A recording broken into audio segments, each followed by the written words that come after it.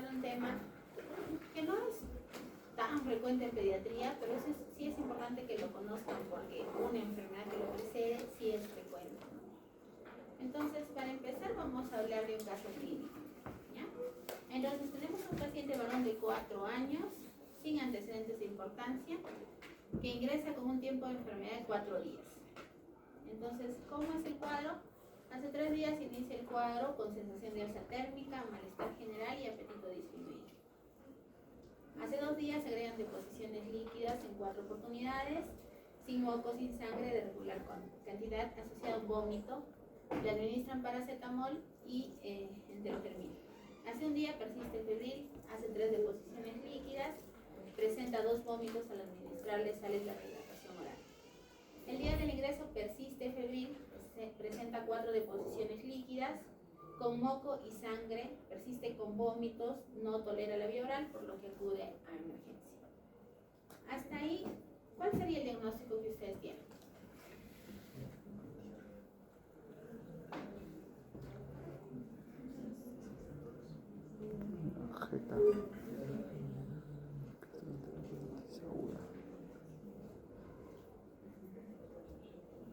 ¿Cuál es el diagnóstico? Gastroenteritis. Ya. Es una gastroenteritis, ¿no? ¿Podrían decirme ustedes si es viral o bacteriana? ¿O todavía necesitarían más datos? Bacteriana. Es bacteriana. ¿Por qué es bacteriana? Alza térmica. Principalmente esa es la característica, ¿no? Que la diferencia, hablando del cuadro clínico, viral de bacteriano. Entonces, al examen físico nosotros tenemos que el paciente tiene frecuencia cardíaca 142, respiratoria 24, temperatura 38,3, saturación 90. Y lo que podemos encontrar positivo es que la piel está caliente, los ojos algo hundidos, la mucosa oral semiseca. En abdomen, el abdomen tiene un dolor difuso, los ruidos hidráulicos están aumentados y el resto está dentro del normal. Ahora yo, haciendo unidad clínica, ¿cuál sería el diagnóstico?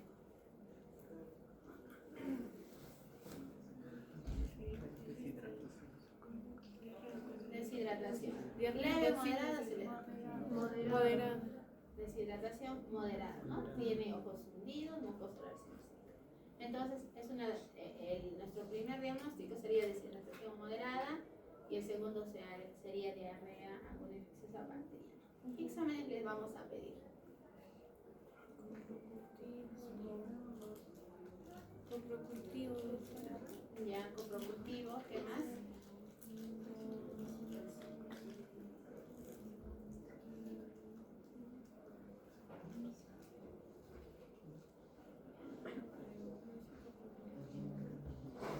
¿Qué más? Coprocultivo, ¿qué más? ¿Nada más?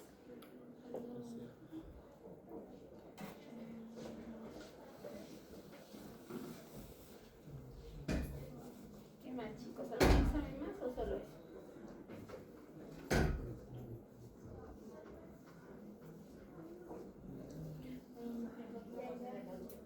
Bueno, en nuestro país, Reacción inflamatoria en heces. reacción inflamatoria en Parasitológico, podría ser.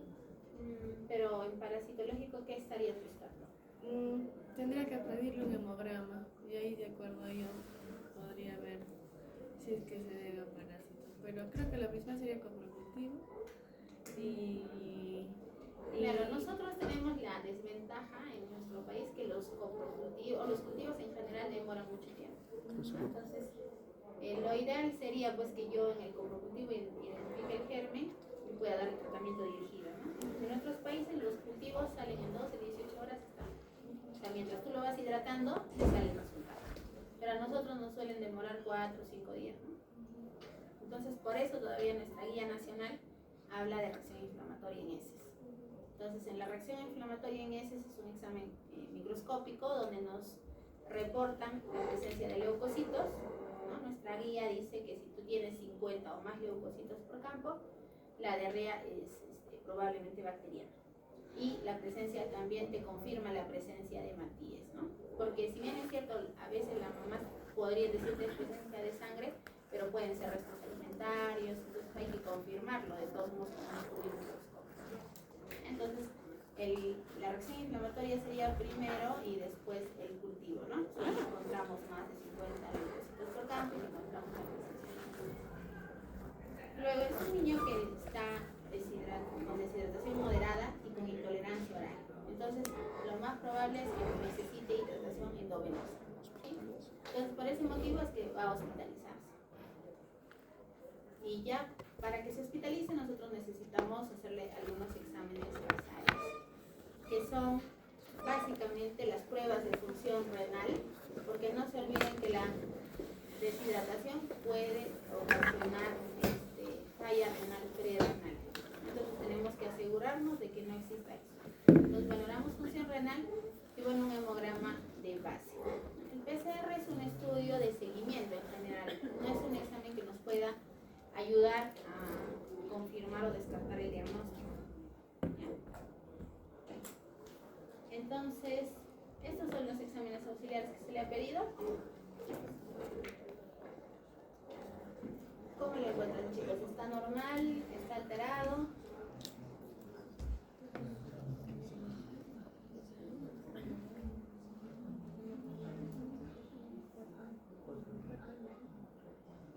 ¿Todo está normal? ¿Hay algo alterado? ¿Qué dicen ustedes?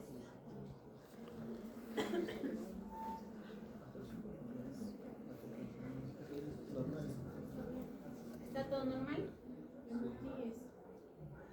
Leucocitos y Matías.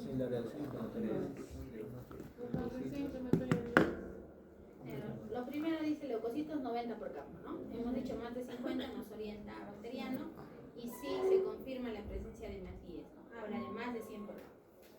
Entonces es una diarrea bacteriana disentérica. ¿Cuál es el tratamiento? Antibióticos. ¿Cuál? No escuché, no escuché. ¿Cuál es el tratamiento? ¿Qué tratamiento le van a dar a su paciente?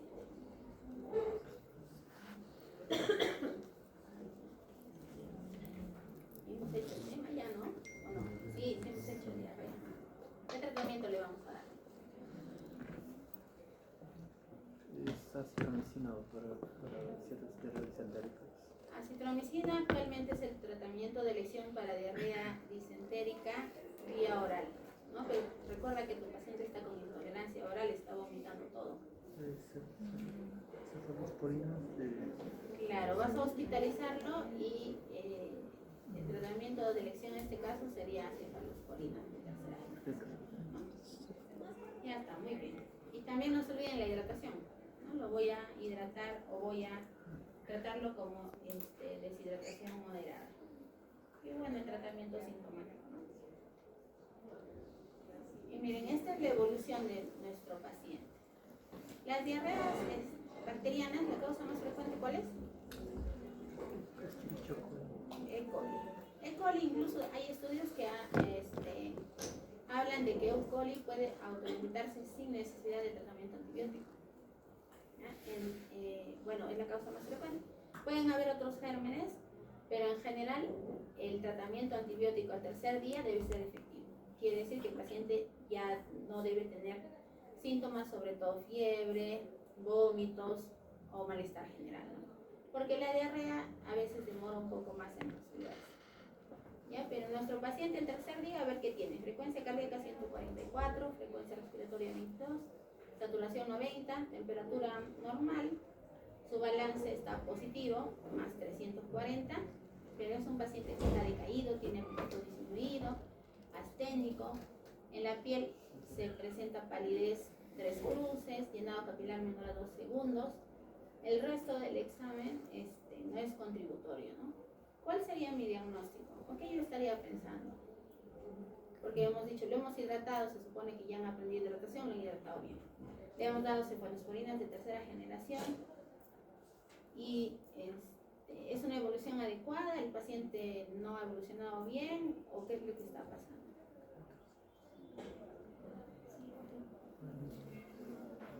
¿Es resistente al antibiótico? ¿Qué les parece?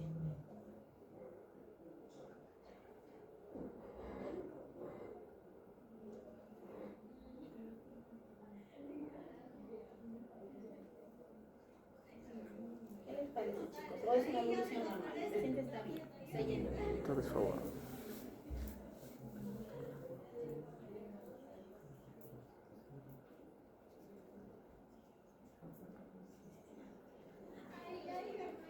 ¿Qué les llama la atención del examen físico? ¿O está bien? La palidez, doctora. ¿Por qué está pálido?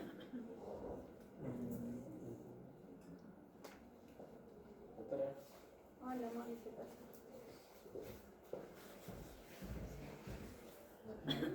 Doctora, ¿podemos estar sospechando algún tipo de causa de anemia, por ejemplo, por esa palidez? Solicitaríamos algún tipo de hemograma y quizás por esa diarrea ha estado evolucionando a lo que ser una anemia microangiopática, ¿no? O sea, podríamos sospechar por ahí. Ahora, el balance es positivo y yo esperaría que se hubiera encontrado ligúrico, pero no sospecho tampoco. Y tampoco es que mencionen que se presenta alguna normalidad en piel, como petequias o algo así. Entonces me falta ahí bastante. Pero definitivamente no es una evolución normal de la diarrea, ¿no es cierto? No es una evolución normal porque a estas alturas, con 3 días de cefalosporina, el paciente debería estar estable. Como les digo, quizá el único síntoma que debería permanecer y en disminución sería la diarrea. Pero fiebre, el apetito ya debería estar recuperándose, no debería tener palidez, su estado general debería ser un estado general bueno. Entonces, le hemos pedido los exámenes que nos ha dicho. ¿Cuál es tu nombre? Ángel. Ángel. ¿No? Y el hemograma tiene leucocitos 11.834, hemoglobina 7.2, plaquetas 36.000, ¿no? Glucosa, creatinina, urea, están dentro de esos valores. ¿Cuántos años tenía nuestro paciente? 4 años. 4 años. En pediatría los valores de varios exámenes dependen de la edad, ¿no? Y uno de ellos es la urea y la creatinina. Yo sé que ustedes me van a decir que creatinina en adultos 1.2 está normal, ¿no? Es el límite superior, creo, ¿no? Pero para un niño de 4 años es alto. Urea sí el límite superior 40, ¿no? También está elevado. TGO, TGP también le han tomado, ¿no? Perfil de coagulación, electrolitos. Entonces, ¿qué es lo que tiene según el hemograma y los exámenes? ¿Qué es lo que tiene alterado mi paciente? Hemoglobina, creatinina, urea, hay una hiponatremia, una hipercalemia,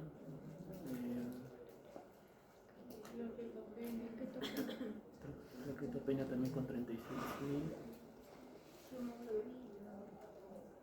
Entonces tiene anemia, plaquetopenia, falla renal, que creatinina y urea están alterados, y alteración hidroelectrolítica, ¿no? Pues, ¿cuál sería nuestro? Con insuficiencia renal crónica. ¿Y por qué insuficiencia renal si tú lo has hidratado como has aprendido? Te hemos enseñado bonito y lo has aprendido igualito, lo has hidratado. Microangiopatía.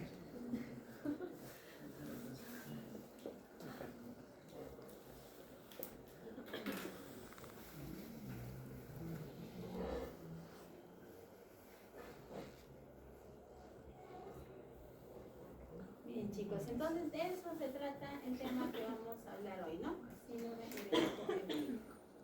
Entonces existe un grupo de microangiopatías trombóticas que, como les decía, no son frecuentes en pediatría, pero sí son importantes que las conozcamos, porque a veces, si no conocemos, nunca vamos a sospechar el diagnóstico y no podemos hacer una intervención oportuna, ¿ya? Entonces, en pediatría existen algunas enfermedades o algunos síndromes que van a estar dentro de este grupo, ¿no? Entonces, uno de ellos es el síndrome urémico hemolítico, donde existen con mayor frecuencia la causa adquirida en la que nos exponemos a un microorganismo y este desencadena toda esta respuesta. Luego está la púrpura trombocitopénica trombótica, donde también puede ser de causa adquirida, pero el mecanismo principal es por autoanticuerpos, o puede haber un factor hereditario, ¿no? Que en general los síntomas son parecidos, ¿no? La diferencia está en encontrar la deficiencia de un factor en sí, ¿no? Y luego también hay causas secundarias, ¿no? Una microangiopatía trombótica. Entonces está una enfermedad de base que puede ocasionar o desencadenar estos síntomas en el paciente. Entonces, ¿qué es el síndrome urémico hemolítico? Pertenece al grupo de microangiopatías trombóticas. Este recordar toda la clase, porque es el mecanismo cómo suceden todas las complicaciones que vamos a ver, ¿ya? Entonces, ¿cuál es lo principal? Es una lesión patológica a nivel endotelial, de la pared de los vasos, de las arteriolas y de los capilares, ¿no? Arteriolas y capilares tenemos distribuidos a nivel de todo el cuerpo, pero en el caso del síndrome urémico hemolítico tienen una predisposición por los vasos a nivel glomerular, y por eso es que la mayoría de veces la sintomatología principal es renal. Entonces, ¿qué es lo que se produce? Se produce una trombosis microvascular. Eso recuérdenlo porque van a ver que de ahí parten todas las características de la enfermedad. En la parte epidemiológica tenemos nosotros que la causa adquirida, que quiere decir la que nos hemos expuesto a un germen, es la causa principal, ¿no? Entonces, el 90% de pacientes se ha encontrado que el germen principal es E. coli productor de toxina Shiga. El 10% restante puede deberse a infección neumocócica o puede ser el SHU de causa primaria. Esto principalmente se ve en niños menores de 5 años. En niños mayores o en adultos es excepcional un diagnóstico de exclusión. Entonces, ¿qué es lo que pasa en la etiopatogenia? En la etiopatogenia nosotros tenemos que los gérmenes que producen diarrea ingresan por vía oral, ¿ya? Que sea un germen que te dé diarrea por vía hematógena o por vía por continuidad es poco probable, ¿no? Entonces, los gérmenes se ingieren, ingresan por vía oral, y ¿qué es lo que pasa? Se coloniza el intestino. Al colonizarse el intestino hay una lesión endotelial de menor o mayor grado y una respuesta del huésped. Entonces, la respuesta principal del huésped en general es la diarrea, ¿no? Con la diarrea nosotros manifestamos síntomas de la enfermedad, pero también el cuerpo trata de aumentar la motilidad para tratar de que el germen se elimine lo más rápido posible y no se vaya a vía hematógena. Pero si ya nosotros tenemos que estos factores bacterianos se van a la circulación, el daño que causan generalmente es por dos mecanismos. Primero, la toxina Shiga se une directamente a las plaquetas, a neutrófilos y a los monocitos, ocasionando lo que es la activación de los leucocitos y la liberación de proteasas. Esto va a ocasionar un daño endotelial y muerte celular, ¿no? Por otro lado, la toxina Shiga se une al factor GB3 del endotelio y se forma un complejo, ¿no?, de la unión de toxina Shiga con GB3. Igual va a provocar lo que es el bloqueo de la transcripción del ARN y de la síntesis proteica.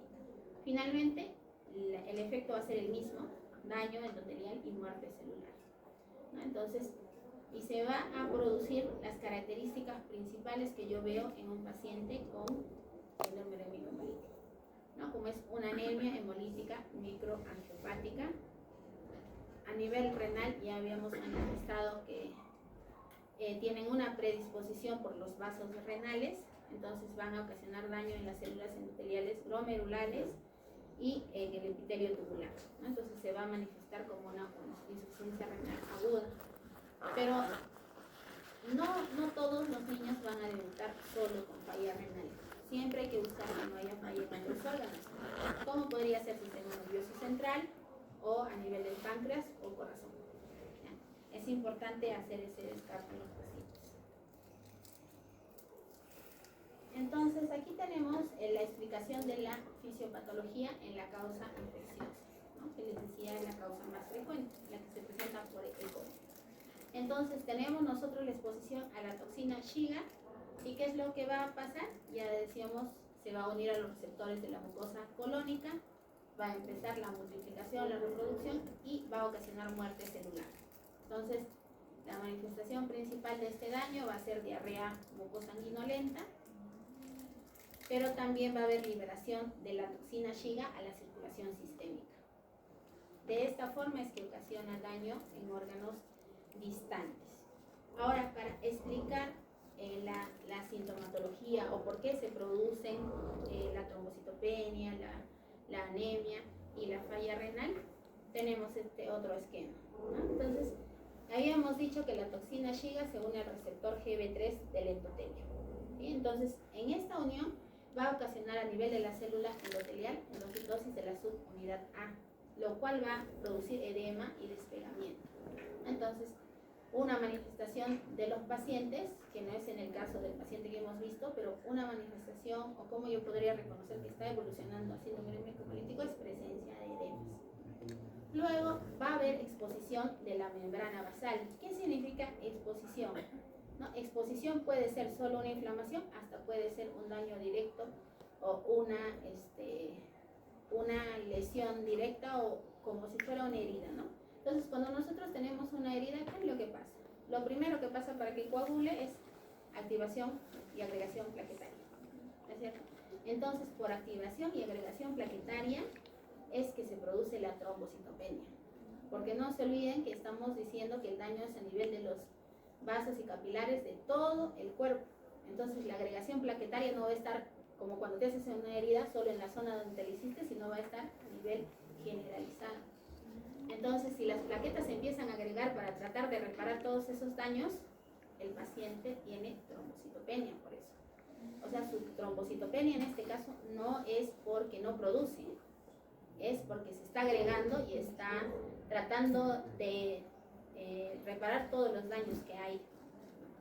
Y esa es la explicación también por la que no se transfunde plaquetas a todos los pacientes con síndrome hemolítico.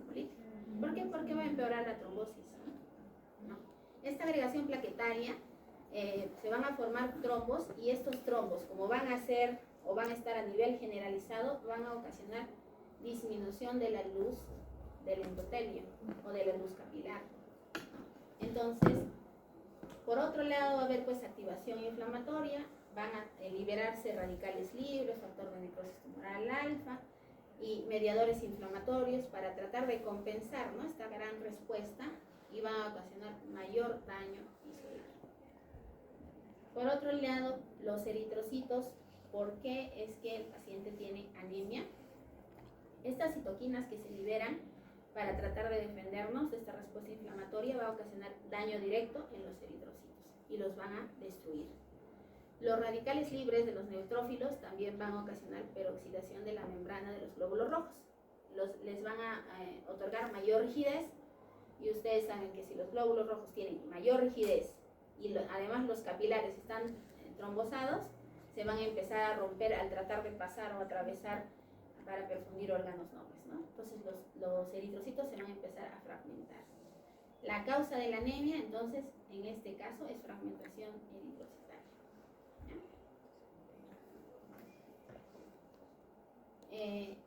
Esa era la fisiopatología de las causas infecciosas, ¿no? En este caso, la fisiopatología del complemento tiene otra vía, pero que finalmente llega a lo mismo, ¿no?, que es el daño endotelial. Entonces, nosotros tenemos que en la vía del complemento existen tres vías, ¿no? La vía clásica, la vía alternativa y la vía de las lecitinas. Entonces, la lesión o la alteración está principalmente en la conversión de C3 a C3b. Ahí es donde se pueden presentar las mutaciones, las pérdidas de función del complemento, que hacen que se produzca una C5 convertasa y esta cause daño endotelial directo.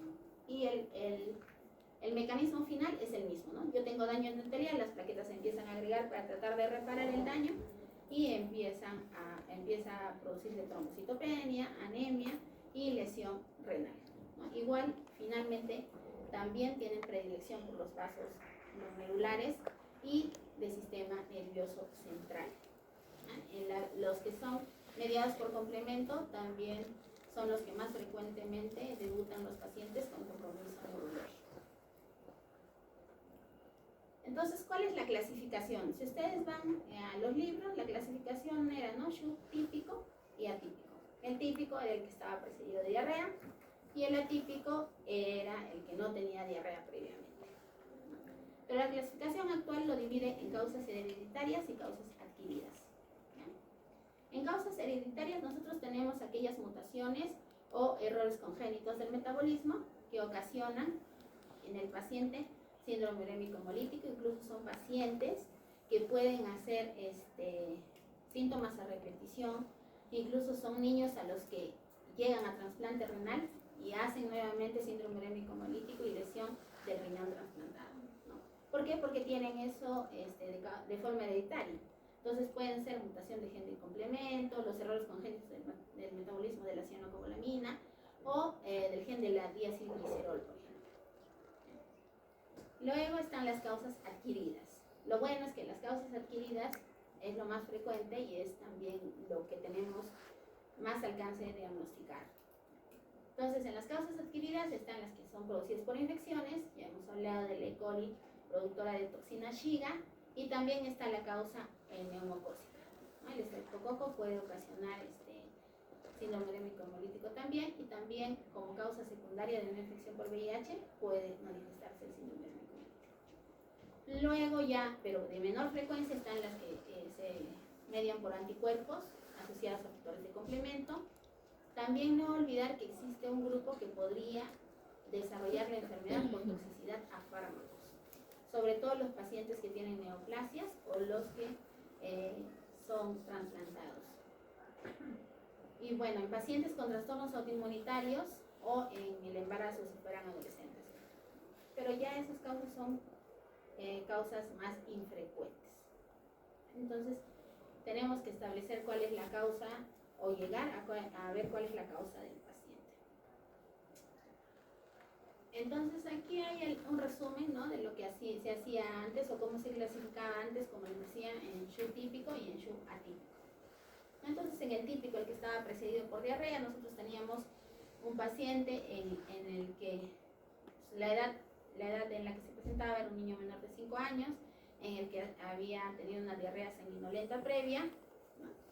Y luego demostrábamos que el germen responsable era E. coli, la cepa productora de toxina Shiga, ¿no? Estos estudios principalmente se ven o se realizan en Argentina, ¿no? Lo relacionan con el alto consumo que tienen ellos de carnes mal cocidas, ¿no? O bueno, a la brasa, en parrilla. Y bueno, el detalle es que un serotipo especial de E. coli ocasionaba más daño a nivel renal, ¿no? Entonces, por eso era la idea de encontrarlo. El coprocultivo que nosotros hacemos aquí en Huancayo te da E. coli como tal, ¿no? Pero no te dice a qué serotipo pertenece, ¿no? Entonces, esa es una desventaja también, ¿no? Porque para cuando ya el paciente desarrolla síndrome urémico hemolítico ya no tiene diarrea. Entonces, no podrías de repente llegar al diagnóstico como tal, ¿no? Tendrías que guiarte de la clínica. Entonces, en la clínica vamos a ver que son pacientes que tienen toda la clínica de diarrea y al sexto, séptimo día, que es donde deberían mejorar, empeoran. Y el síntoma principal que nosotros hemos visto en los pacientes es palidez. Siempre el paciente se pone pálido, pero es una palidez que se nota porque la hemoglobina desciende a valores muy, muy bajos y rápidamente, ¿no? Y bueno, el tratamiento en el SHU típico en general son medidas de soporte, como ya lo vamos a ver, ¿no? A no ser de que tenga compromiso extrarrenal.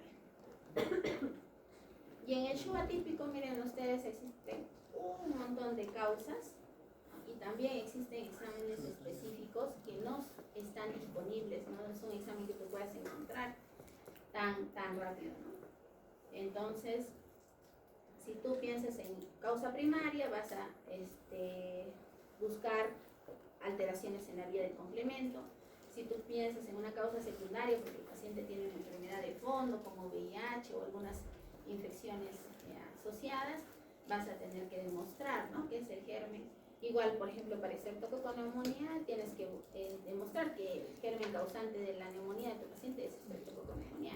Si bien es cierto, es una de las causas más frecuentes, pero lo tendrías que demostrar, ¿no? Y más difícil aún es encontrar tus déficits de cobalamina o mutaciones en otros genes y todo eso, ¿no? Los estudios genéticos actualmente que hacemos nosotros demoran promedio 1 mes a 6 meses, ¿no? Hasta eso el paciente o ya se curó o ya no. Pero es el tiempo que suele demorar, ¿no? Pues que no lo hacen aquí, ¿no? Algunos estudios hay que mandar incluso a países, Inglaterra, ¿no? País más cercano que nos ayuda es Argentina, pero igual demora, ¿no? Entonces, ahí tenemos un reto todavía, ¿no? Entonces, ¿cómo es la progresión de la infección? Pues es en una infección por toxina Shiga. Nosotros tenemos que en ingestión de toxina Shiga, el 80-90% de los pacientes van a hacer sintomatología, ¿no? ¿Y de qué estamos hablando? Dolor abdominal, vómitos, fiebre, diarrea al inicio y después, así como nuestra paciente, va a evolucionar a diarrea con sangre.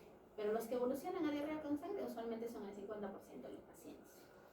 Y de estos pacientes, el 85% a 90% se curan con el tratamiento que tú le das o, como les decía, en algunos casos si tienen un sistema inmunológico competente, incluso se permite.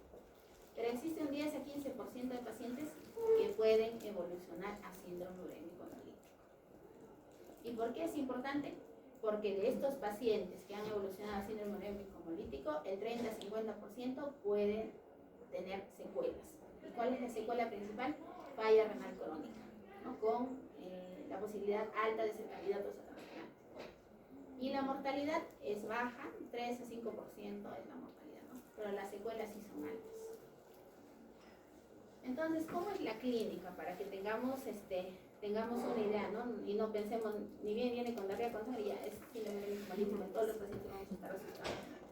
Entonces, en la clínica tenemos primero la ingestión, ¿ya? Cuando los papás les preguntan eso, porque hay papás incluso que a modo de reclama nos dicen, doctora, ¿pero por qué mi hijito se enferma con diarrea? Ya van 2 meses, 3 meses enfermado. Si yo tuviera la culpa. Entonces siempre hay que incidir que el germen ingresa por vía oral, o sea, se ingiere. Luego está pues la presentación de síntomas, ¿no? Diarrea, dolor abdominal, fiebre, vómitos. Y usualmente al segundo o tercer día de evolución, la diarrea se manifiesta con sangre, ¿no? Y al tercer, cuarto día recién está saliendo el cultivo, ¿no? Y al séptimo día debe resolverse ya todos los síntomas. Como les digo, al séptimo día casi siempre el síntoma que llega es diarrea, cada vez en menos cantidad, en menos producción, pero es casi el único síntoma que llega, ¿no? Los otros síntomas ya han ido desapareciendo con el tratamiento específico. Entonces vamos a ver que el 85%, como les había dicho, se resuelve y el 15% puede hacer síndrome urémico hemolítico. Entonces, ¿cómo hago el diagnóstico? El diagnóstico es una triada característica básica, ¿no? Para hacer el diagnóstico tenemos la presencia de anemia hemolítica. ¿Por qué yo noto que el paciente está súper pálido? O sea, se nota. Tú lo ves al paciente y se nota su palidez. Porque la hemoglobina suele bajar a valores por debajo de 8. Algunos niños están con 6, 5 de hemoglobina. De lo que a su ingreso tenían 12, 13, entonces es notorio, ¿no? Algo importante también para diferenciar de otras enfermedades hemolíticas es prueba de Coombs. La prueba de Coombs en los pacientes con síndrome urémico hemolítico es negativa. Y en el frotis de sangre, ¿qué es lo que voy a encontrar? Voy a encontrar esquistocitos, ¿no? Como se ve aquí en la flechita, no sé si ven, se ve en la flechita, los esquistocitos son glóbulos rojos fragmentados. ¿Por qué? Por las lesiones que ya les expliqué, ¿no? Entonces, en la parte de anemia, esas son las características que yo debería tener para cumplir con ese criterio, ¿no? Luego está la trombocitopenia. En la trombocitopenia nosotros vamos a ver que las plaquetas disminuyen por debajo de 140 y también debemos valorar la presencia de sangrado activo y o púrpura. Nosotros habremos tenido aproximadamente 10 pacientes con síndrome urémico hemolítico, solo uno ha hecho petequias. O sea, eso no era el síntoma más frecuente. El síntoma más frecuente que hemos visto es palidez. ¿No? Estaban bien, estaban estables o estaban yendo, recuperándose y de pronto se pusieron pálidos. Ese es el síntoma más frecuente que nosotros hemos visto. Luego está lesión renal aguda. Y la lesión renal aguda no solo es urea y creatinina elevado, sino también oligonuria, también hematuria y proteinuria, que es lo que tengo que llevar. Entonces, para el diagnóstico de síndrome urémico hemolítico, esta es la triada característica: anemia, trombocitopenia y lesión renal. ya para encontrar la causa que produjo el síndrome urémico hemolítico, ahí ya hay otros exámenes, ¿no? Pero para hacer el diagnóstico, estas tres características son suficientes.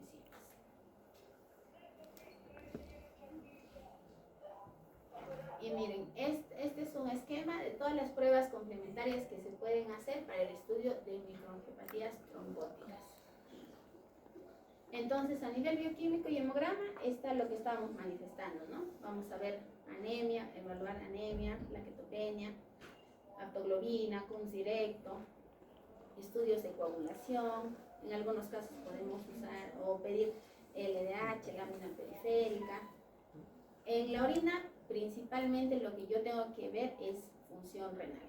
Entonces, proteinuria de 24 horas o la relación creatinina-proteína para ver si está haciendo mi paciente falla renal. Y el Adams 13 es la forma de diferenciar síndrome urémico hemolítico de púrpura trombocitopénica trombótica. ¿Tenemos? No. Pero no es algo frecuente tampoco, ¿no? Pero luego ya la toxina Shiga la tendríamos que encontrar en coprocultivo o en un PCR específico para determinar toxina Shiga, ¿no? Que tampoco está disponible para nosotros. Si yo pienso más bien que la causa es autoinmunitaria, ya hago todos los estudios inmunológicos, ¿no? ANA, ANCA, anticuerpo fosfolipídico, factor reumatoideo, anti-DNA, anti-SMIT, todos los exámenes que me puedan ayudar a diagnosticar una enfermedad autoinmunitaria. Test de embarazo en adolescentes, no se olviden que el embarazo es una causa adquirida del síndrome urémico hemolítico. El virus, algunos virus pueden manifestarse con síndrome urémico hemolítico, como Epstein-Barr, parvovirus, VIH, megalovirus. ¿No? En Streptococcus pneumoniae podemos hacer hemocultivos, pero los hemocultivos, en el caso de neumonía, su diagnóstico es muy bajo, ¿no? Su incidencia es muy baja. Entonces podríamos hacer algunos estudios como antígenos en orina de Streptococcus pneumoniae, tratar de identificar la causa, ¿no? Y bueno, ya si yo veo que me parece alguna mutación o un déficit de cobalamina, ya son estudios genéticos que son más precisos, ¿no? Y afectación orgánica, eso sí es importante, ¿ya? Como les dije, el compromiso renal es lo más frecuente, pero yo tengo que descartar que no haya compromiso en otros órganos. ¿Y cuáles son esos otros órganos? Sistema nervioso central, páncreas, miocardio principalmente. Entonces le tendré que pedir algunos exámenes más y sobre todo me voy a basar en la clínica de mi paciente. Bien. ¿Y cuál es el tratamiento para síndrome urémico hemolítico? ¿No? Entonces, aquí nosotros lo primero que tenemos que valorar es que en general las medidas iniciales son de soporte. Y lo otro es, lo primero que voy a manejar es el aporte de fluidos. Y para aportar fluidos yo tengo que ver en qué estado se encuentra mi paciente. ¿Está deshidratado, está euvolémico o está sobrehidratado? De acuerdo a eso, yo voy a valorar, ¿no? Por ejemplo, si el volumen intravascular de mi paciente está disminuido, yo tengo que reponer líquidos, así esté en oliguria, porque mi paciente está en deshidratación. Entonces, tengo que reponer líquidos hasta que el paciente esté en estado euvolémico. Pero si yo encuentro que el volumen intravascular más bien está aumentado y hay una diuresis disminuida, tengo que restringir líquidos. Y la forma de restringir líquidos hasta que el paciente tenga un flujo urinario adecuado es pérdidas insensibles más diuresis. ¿Sí? ¿Recuerdan cómo se hallan las pérdidas insensibles? 0.5. Sí, les han enseñado en práctica, ¿no es cierto? Entonces, hallamos las pérdidas insensibles, le sumamos la diuresis que tiene mi paciente y ese aporte de líquidos le doy hasta que tenga flujo urinario normal. Entonces, en fluidos, esa es la parte como se maneja. Ahora, ¿qué fluido? Depende mucho de cómo está el paciente, porque yo le voy a hacer un estudio completo, incluido electrolitos. No se olviden que en la función renal, ¿qué electrolito es el que voy a valorar? El potasio. Si mi paciente va a ir a falla renal, va a hacer hipercalemia, ¿no? Entonces, es el electrolito que voy a valorar. Si mi paciente está con hipercalemia, como estaba nuestro paciente, entonces el aporte inicial será con cloruro de sodio 9 por 1000. Pero también depende de la edad. Si mi paciente es lactante, no tolera nada, está vomitando, está con malestar general, y yo le doy cloruro de sodio de 9 por 1000 sin aporte de dextrosa, el paciente puede hacer hipoglicemia, ¿no? Entonces, en hidratación, en pediatría, no existe una regla 100% que vas a aplicar en un paciente. Depende mucho de la clínica, de la edad, de las enfermedades o comorbilidades asociadas que tiene tu paciente. Entonces, y no es un paciente el que tú dices, no, a ver, ¿cuánto le sumo pérdida sensible más diuresis? Salió 300, y a 300 en 24 horas vuelvo mañana. Es el paciente con síndrome urémico hemolítico se maneja en unidad de cuidados intensivos. Y en unidad de cuidados intensivos se ven las funciones vitales, se ven la diuresis de cada hora. Entonces es un paciente que necesita monitoreo continuo. De repente empiezas con cloruro y le tomas un hemoglucotest y está en 60, su glucosa en el límite inferior, entonces vas a tener que combinar de repente dextrosa con cloruro o ya has hecho las medidas para bajar el potasio y ha bajado y ya puedes usar electrolitos. Entonces es un manejo dinámico. Luego está lo que estamos diciendo, ¿no? Manejo de electrolitos. Entonces, ¿qué electrolitos vas a ver? Potasio, fósforo y la acidosis metabólica. Entonces, ¿cómo manejamos la hiperpotasemia?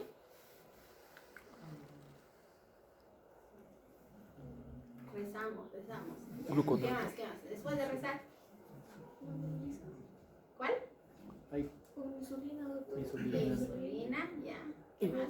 Nebulización. Antes Nebulización. ¿Qué más? Gluconato de calcio. Gluconato de calcio. Y hay algunos quelantes también, ¿no? Pero los quelantes sí no los tenemos. Entonces, podríamos usar cualquiera de esas medidas, ¿no? Entonces, puede ser insulina, puede ser nebulización, puede ser gluconato. Igual es monitorizado, ¿no? Igual no se olviden, ¿no? La insulina, ¿qué es lo que...? Claro, va a bajar el potasio, pero ¿qué también va a bajar? La glucemia. La glucosa. Entonces yo tengo que hacer control de glucosa, ¿no? Sobre todo en lactantes. Si es lactante, tengo que tener en cuenta eso, ¿ya? Y bueno, el fósforo, existe una corrección, ¿no? Para aportar fósforo si es que tuviera deficiencia. En la acidosis metabólica en general, una vez que corrijas la causa subyacente, la acidosis va a mejorar. La indicación de bicarbonato en niños es solo cuando tiene una acidosis severa, estamos hablando menos de 7.1 y hay compromiso. Si no, no se corrige. Luego, algo secundario que va a producirse en nuestro paciente por la falla renal, por el aumento de volumen intravascular, va a ser la hipertensión. Entonces, en el manejo de hipertensión, a lo largo de los años, los medicamentos ideales eran los calcio antagonistas, ¿no? A la cabeza nifedipino. ¿Por qué? Porque los IECAS ocasionan cierta vasoconstricción a nivel de la arteria aferente. Entonces, ¿no? Los estudios habían demostrado que disminuye el flujo a nivel renal.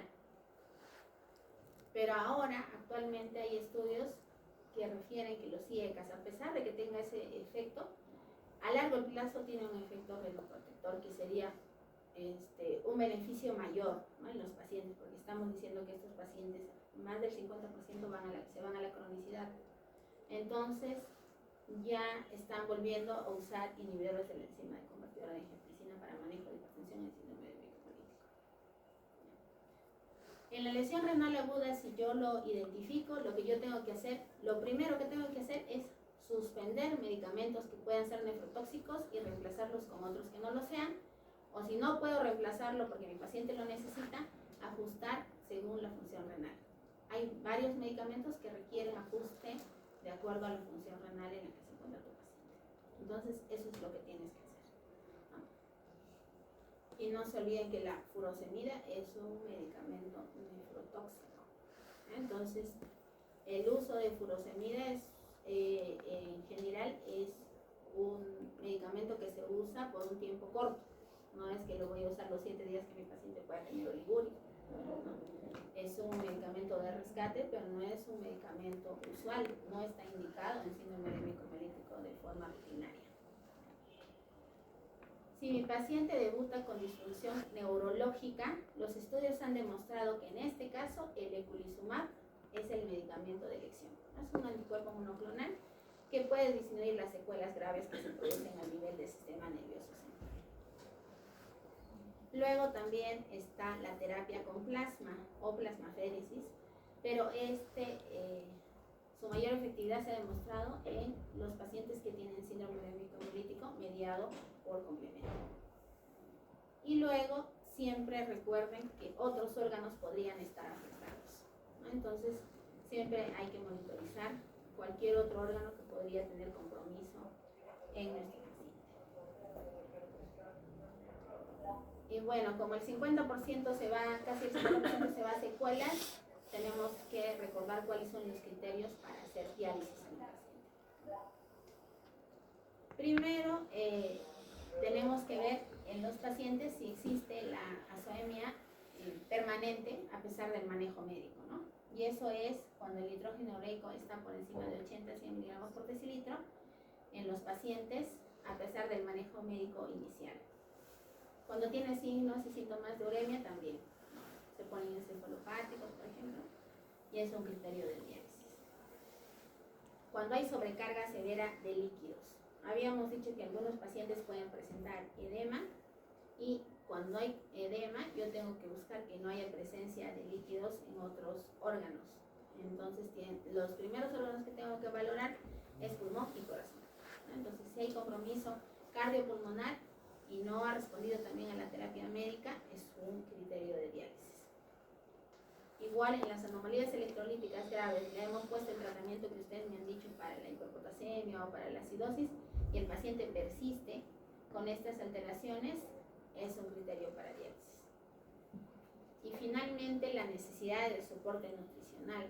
¿Por qué? Porque recuerdan que yo les había dicho cómo lo iban a hidratar con pérdidas insensibles más diuresis, ¿no es cierto? A ver, hagamos un ejercicio sencillo. Si el paciente pesa 20 y yo les digo que ha orinado 250, ¿cuánto de volumen le van a dar? Pesa 20 y ha mencionado 250.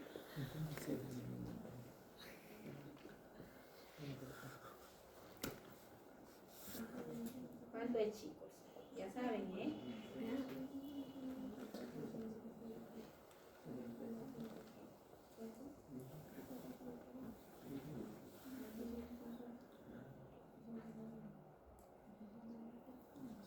¿Ya, chicos? ¿Ya está?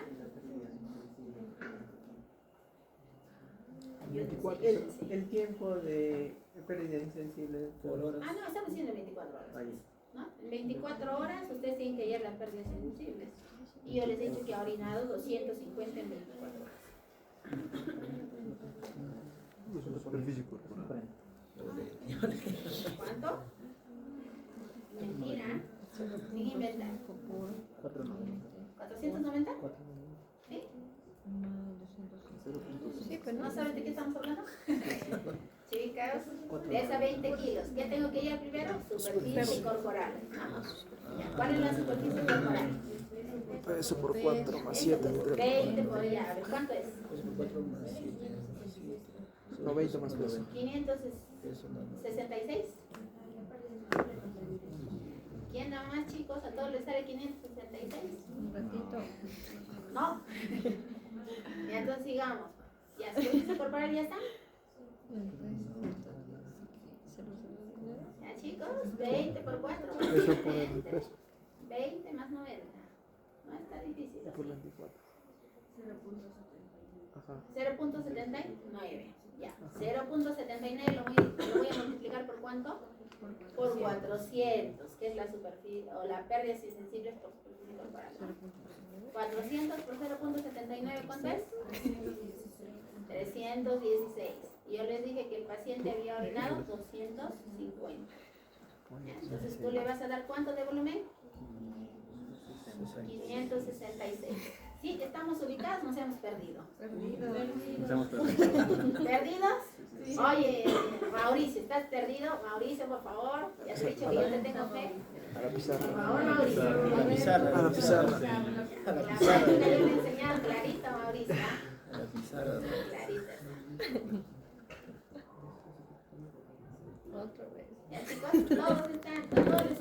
566, ¿no? 566.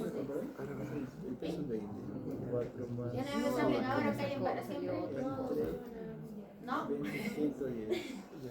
El peso es 0,56. Entonces, ¿qué hemos dicho? Que es pérdidas insensibles más diuresis. Dice por caso, ¿Cómo hay en las pérdidas insensibles?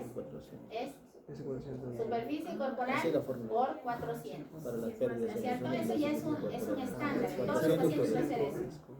¿Y cómo hay en superficie corporal? Con la fórmula que hemos dicho, ¿no? Ya tienes la pérdida. Peso por 4 más 7 sobre peso más 9. Sí, ¿Es cierto? Esa superficie corporal nos ha salido 0.79. Lo hemos multiplicado por 400, nos salió 316. ¿No? 316 le hemos sumado los 250. ¿Cuánto sale? 566. Entonces, en este niño tú le vas a dar 566 de volumen. ¿Hasta cuándo? Hasta que mejore su función renal. Y la pregunta es, ¿no? Si su función renal no mejora 7, 10 días. Y lo que yo les digo es 566, si él tiene 20 kilos. Digamos que le estás dando nada más de mantenimiento según Holiday Segar. ¿Cuánto es el volumen de mantenimiento según Holiday Segar para el paciente? 150, 20. ¿Cuánto pesa? Sí, me dijo la otra vez. 150, 20. Mauricio, ya si no me responden ya yo, ya Mauricio. Más de 20. Pesa 17 kilos. No, 10, no, no, no, no. 1000. Sí, ¿no? Sí, están acorde Esto con es 10 más Holiday 7, Segar. ¿sí? 10 por Más o menos. 7 por 50. Otra vez. Más 350. ¿Cuánto es Holiday Segar? 1350. 1500, chicos, 1500. 1500, ¿no? Es 100 por los primeros 10 kilos, que serían 1000. Ah, es que Y pesa 50 20. por los siguientes 10 kilos, Son serían 17. Sería Entonces, 10 según más Holiday 10. Segar, yo le voy a dar a mi paciente de 20 10 kilos por 100. 1500 mililitros por día. ¿Y a él cuánto le estamos dando? Esto no pesa ni 566. Carmen, eso. La tercera parte. 500. Y si tú le das la tercera parte de lo que le corresponde por 5 o 7 días, el paciente se va a desnutrir o no. Por 20, los 3. Se va a desnutrir, todo le va a pasar, ¿no? Entonces, esta indicación que dice necesidad de soporte nutricional en un niño con oliguria o anuria es importante porque si tú le vas a dar más líquido, se va a congestionar más, ¿no? Va a tener más signos de sobrehidratación o de sobrecarga. Entonces, con la diálisis, yo aseguro de que eso no suceda, ¿no? Y le doy más aportes sin dificultad.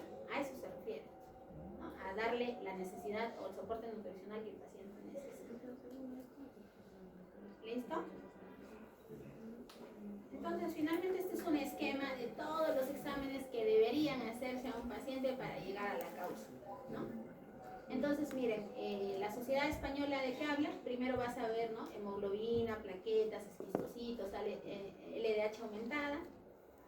¿Y qué examen hacen ellos primero para clasificar Adam 13? Si Adam 13 está a menos del 10%, la causa es púrpura trombocitopénica trombótica, ¿no? Y también descartan que no sea pues una coagulación intravascular diseminada. Para eso piden, ¿no? Factores de coagulación, piden el fibrinógeno. Y si no tiene eso, recién pasan al diagnóstico de síndrome urémico hemolítico. Y después ya tratan de identificar la causa, ¿no? ¿Son causas adquiridas o son causas primarias o causas hereditarias, ¿no? Y miren cuántas causas hay, ¿no? Alteración del metabolismo de la coagulina, asociado a autoanticuerpos, fármacos, infecciosos, asociado a malignidad, trasplante de órganos, embarazo, osteopenia primaria. Entonces hay varias causas que podríamos encontrar, ¿no? Pero como la causa más frecuente es la causa infecciosa y el 90% de pacientes tiene antecedente de diarrea sanguinolenta, con fe y como Dios es peruano, nos tocarán esos pacientes, ¿no? A nosotros nos han tocado 9. De los 10 que hemos tenido, 9 han tenido antecedentes de diarrea sanguinolenta. Y 1 ha sido por enfermedad autoinmunitaria, que tampoco le hemos sospechado. Tú le ves pálido, le ves, ¿no? Entonces nosotros dijimos sepsis, shock séptico, coagulación intravascular diseminada y no tenía, ¿no? El perfil de coagulación normal, todo normal. Ya por descarte, hemos recién pensado en el diagnóstico de síndrome urémico hemolítico atípico, ¿no? Pero no es tan sencillo, pero siempre hay que hacer unidad clínica.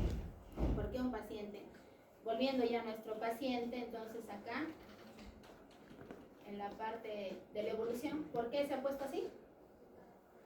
¿Por qué se ha puesto así? Con palidez, con apetito disminuido, asténico y todo eso. Síndrome hemolítico. Porque se ha complicado con síndrome urémico hemolítico, ¿no? Hasta no demostrar lo contrario. Entonces, ¿qué exámenes le hemos solicitado? ¿Qué hemos dicho? La tríada es anemia, que está acá. Plaquetopenia, que está aquí. Y insuficiencia renal, falla renal, compromiso renal, que está en creatinina y urea, ¿no?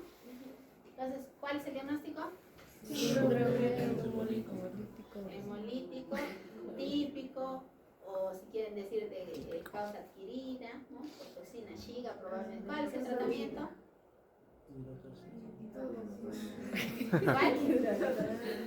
Complejo. Hidratación. ¿Ya qué más? Manejo de electrolitos. Manejo de electrolitos, monitoreo de presión y vigilar signos o criterios de diálisis. También existían algunos estudios que decían que el uso de antibióticos podía en algunos pacientes empeorar el cuadro o progresar a síndrome urémico hemolítico.